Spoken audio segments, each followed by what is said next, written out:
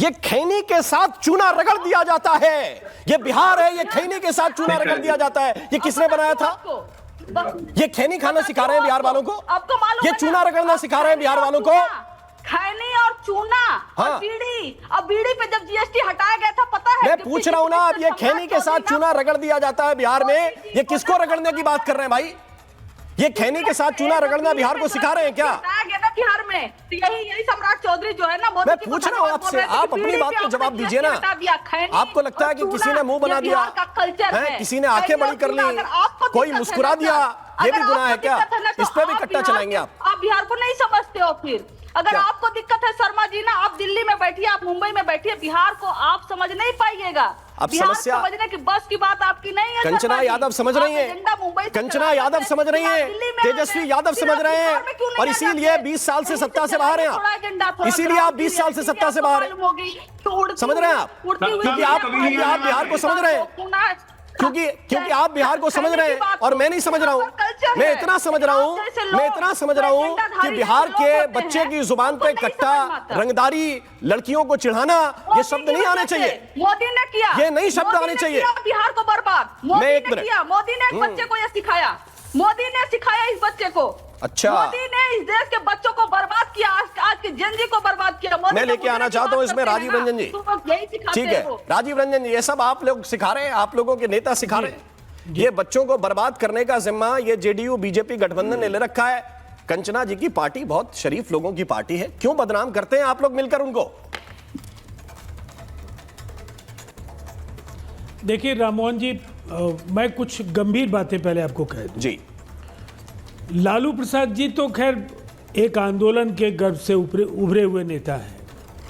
लालू जी को बहुत ही बड़ा जनादेश बिहार की जनता ने दिया, इस उम्मीद के साथ कि इनके साथ पंकज शर्मा जी जिस पार्टी की वकालत करेंगे, उनके 6 दशकों में जो बिहार की दुर्गति हुई थी उससे लालू जी उबार पाएंगे, बिहार को उसका वाजिब हक दिला पाएंगे, बेहतर कानून व्यवस्था दे पाएंगे। दंगे का दंश भागलपुर का कांग्रेसियों ने बिहार को दिया था, उसके दंगाइयों को सजा दिला पाएंगे। लेकिन लालू जी का कार्यकाल किस लिए याद किया जाता है?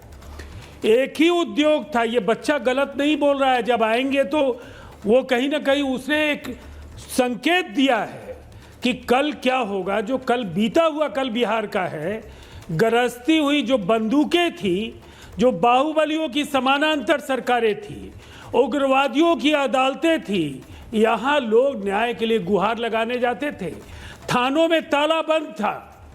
और सबसे बड़ी बात क्या थी? बंदूक संस्कृति की जय हो। जो भी वहाँ समाज में बलशाली बाहुबली था, वही लालू जी के करीब जा सकता था। और इसीलिए एक इतिहास के कूड़ेदान के तौर पर राजद के उस कार्यकाल को लोग याद करते हैं। एक मिनट कंचना जी, मैं आपके पास उस कार्यकाल को राजीव रंजन जी याद करते हैं। प्रधानमंत्री जी ने बिल्कुल सहज, आपकी एक सेकंड में सर, आपने काफी लंबा वक्त उनको दिया। मैं जी एक सेकंड, आपने राममोहन जी, मैं नहीं चाहता हूं कि आप इंटरप्ट करें और मैं अपनी बात कहने के लिए जिद करूं। सुन लीजिए, जो जरूरी बात है वो भी सुन लीजिए। आज जो लोग भी इस सिस्टम के बचे खुचे बाहुबलियों की चर्चा करते हैं ना, इसकी जड़ में राजद के उस संस्कृति का ही योगदान है। इन्होंने पूरे बिहार में बाहुबलियों को ही खड़ा किया। अब कुछ जो बचे लोग हैं वो सभी दलों में हैं, लेकिन आपको फर्क दिखेगा बिहार में। आज क्रेडिट डिपॉजिट रेशियो की बात होती है, आज बिहार के लिए स्पेशल पैकेज की बात होती है, आज केंद्रीय सहायता।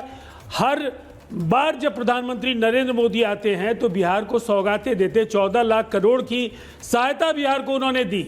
नीतीश कुमार जी ने सड़कें बनवाई, नीतीश कुमार जी ने पुलिये बनाए, ठीक है। नीतीश कुमार जी ने विभिन्न संप्रदायों के बीच के खाई को पाटा। कोई बोल रहा है, मैं सिर्फ दंगे नहीं हुए, कर्फ्यू नहीं लगा। आपके नेता को ये क्यों जाकर कहना पड़ता है कि 2-4 लोग हैं उनको पकड़ के रख लेना चुनाव वाले दिन? बहुत ज्यादा करें तो उनका खाली वोट डलवा देना, फिर अंदर बिठाना। वो डॉक्टर्ड वीडियो है। अच्छा, वो डॉक्टर्ड है। फिर आज कह रहे हैं कि जो 6 इंच वाले हैं वो 6 इंच छोटे हो जाएंगे। और ललन सिंह जी ने भी कहा है जी। देखिए, ललन सिंह ने कहा, जो इनकी प्रचलित शब्दावली है, कट्टे 6 इंच छोटा कर दिया जाएगा। ये राजद की इनकी जो शब्दावली है, इनका जो विमर्श है, इनका जो संवाद है, आप देखिए ये कितनी जल्दी आपाइये खोते हैं। इनके प्रवक्ताओं में ना किसी वरिष्ठ के प्रति सम्मान है, ना शालीनता इतनी है कि पूरी बात सुन पाए। केवल हंगामा करना आपके लिए भी हो सकता है, वो टीआरपी बढ़ने का एक कारण हो सकता है। मैं तो बहुत साधारण, मैं बहुत साधारण व्यक्ति हूं सर, कुछ ये बातें हो सकती टीआरपी के मीटर ऊंचे नीचे आपको या किसी प्रवक्ता को कभी लगे कि इसके लिए मैं कर रहा हूं, तो मैं बहुत स्पेसिफिक क्या देता हूं। मुझे ऐसा लगता है मुझसे जितनी गंभीरता से आप बात करेंगे, मैं उतनी गंभीरता से आपकी बात सुनूंगा। चैनल्स की बात कर रहा हूं, जितने हल्के शब्दों का इस्तेमाल करेंगे फिर मुझे भी रोकना पड़ता है ना सर।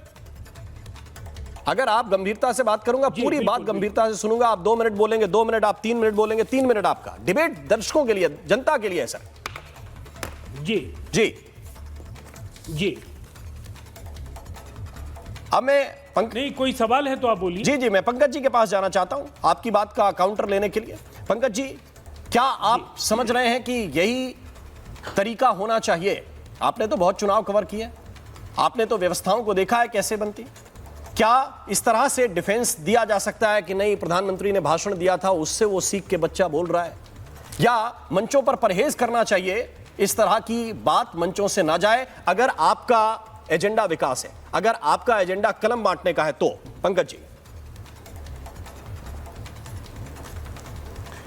देखिए, कोई भी ये बात नहीं कहेगा कि सार्वजनिक जीवन में भाषा के जो संस्कार हैं उनका इतना पतन हो जाए, लेकिन एक बात बताइए कि सार्वजनिक मंचों से भाषाई संस्कारों की ये पतन गाथा जो है, इसकी शुरुआत कब से हुई है? इसकी शुरुआत पिछले 11-12 बरस से हुई है। 11-12 साल में जिस तरह से ये प्रवृत्ति बढ़ी है, और उसके लिए सत्तारूढ़ दल पूरी तरह जिम्मेदार है। जो मौजूदा सत्तारूढ़ दल है केंद्र का, वो पूरी तरह जिम्मेदार है। प्रधानमंत्री जी ने, ये बड़ा दुर्भाग्य है इस देश का कि उन्होंने खुद कई मंचों से इस तरह की भाषा का इस्तेमाल किया है समय समय पर, जो एक प्रधानमंत्री को शोभा नहीं देता। और उसके बाद उनके मंत्रियों ने, भारतीय जनता पार्टी के बाकी नेताओं ने तो बहुत सी हदें पार की है। तो ये सार्वजनिक जीवन का जो विमर्श है, ये सार्वजनिक जीवन में जो भाषाई संस्कार हैं, इनको एक स्तर पर कायम रखना और उससे नीचे नहीं जाने देने की जिम्मेदारी सभी राजनीतिक दलों की है। गांधी ने मौत का सौदागर कहा था, भूल गए पंकज जी? बाल उड़े, मेमोरी नहीं उड़ी आपकी। उसके पहले नरेंद्र भाई मोदी ने क्या क्या कहा था? जर्सी गाय, बछड़ा, पता नहीं क्या क्या कहा था। ये आप,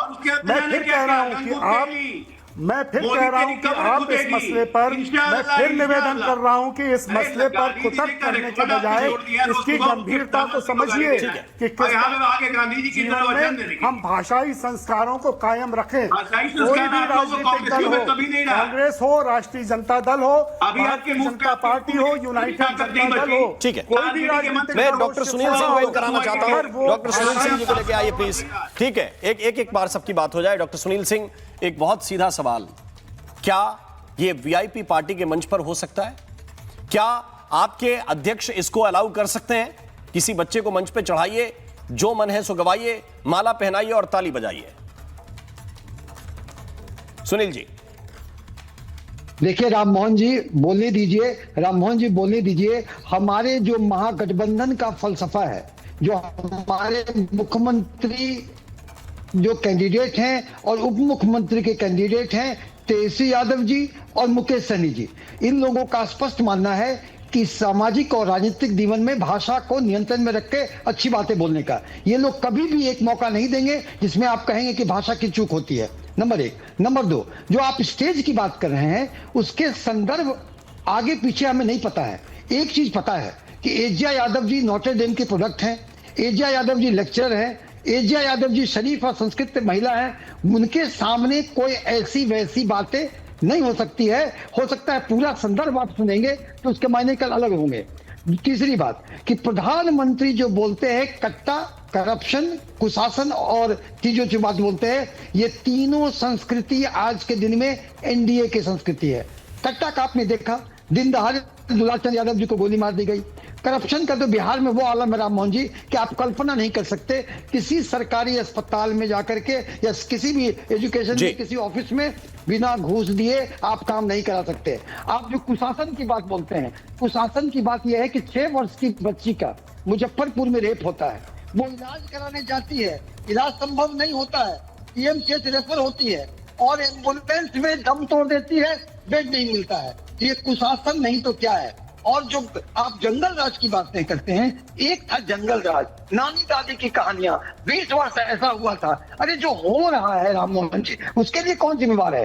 कि जितनी उपमाएं प्रधानमंत्री ने दी हैं वो सारी उपमाएं एनडीए सरकार पे लागू हैं।